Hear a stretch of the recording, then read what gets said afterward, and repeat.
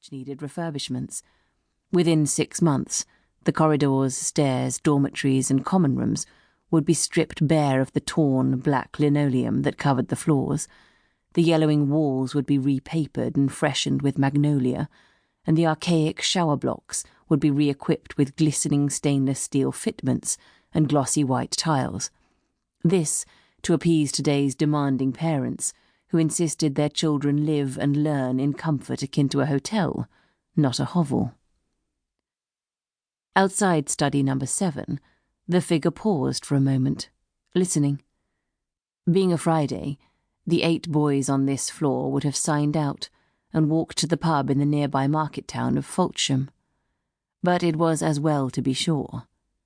Hearing nothing, the figure turned the handle and went in.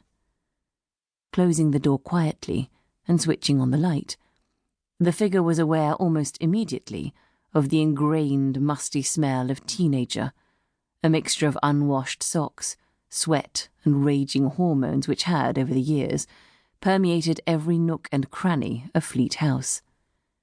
Shuddering, the smell triggering painful memories, the figure nearly stumbled on a pile of underwear thrown carelessly onto the floor.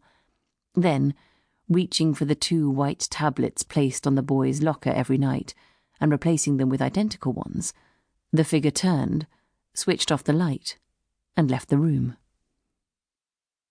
On the nearby staircase, a small figure in pyjamas froze as he heard approaching footsteps. In a panic, he dived into the small alcove under the stairs on the landing below, merging with the shadows. Being caught out of bed at 10 o'clock would get him punished, and he couldn't take any more of that tonight. Rigid in the darkness, his heart hammering, eyes squeezed tightly shut, as if this would somehow help, he listened, breathless, as the footsteps climbed the stairs inches above his head, past him, then mercifully retreated into the distance. Shaking with relief, he crept out from his hiding place and hurried along the corridor to his dormitory. Climbing into bed and checking the time on his alarm clock, knowing there was an hour before he could allow himself the sanctuary of sleep, he pulled the blankets up over his head and, finally, let the tears come. Approximately 1 hour later, Charlie Cavendish entered study number 7 and flung himself onto his bed. 18 years old, 11 o'clock on a Friday night, and he was gated like a child in this crap heap of a rabbit hutch. And he had to be up for bloody chapel at 7 tomorrow. He'd missed it twice so far this term and couldn't afford to do so again. He'd already been hauled into Jones's office over that stupid thing with Miller. Jones had made noises about expulsion if he didn't mend his ways, but it galled Charlie to have to keep his nose clean.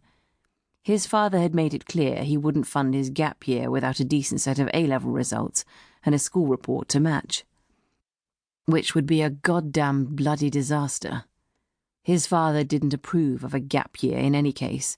Hedonism was anathema to him, and the thought of his son lolling on some Thai beach, probably high on drugs, was not what he had in mind, especially if he was the one paying for it. They'd had an almighty row about Charlie's future just before the beginning of term. His father, William Cavendish, was a high-flying barrister in London, and it had always been assumed that Charlie would follow in his footsteps. Growing up, Charlie had never given it much thought. Then, as he headed into his late teens, it had slowly dawned on him what was expected, seemingly without regard for his own wishes. Charlie was a wheeler-dealer, an adrenaline merchant. That's how he saw himself. He enjoyed living on the edge. The thought of a life stuck in the hierarchical, stuffy atmosphere of Inner Temple turned his stomach. Besides, his father's idea of getting on was completely outdated. It was all different these days.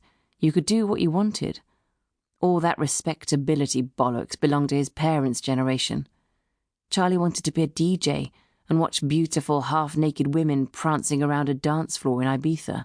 Yeah, that was more like it.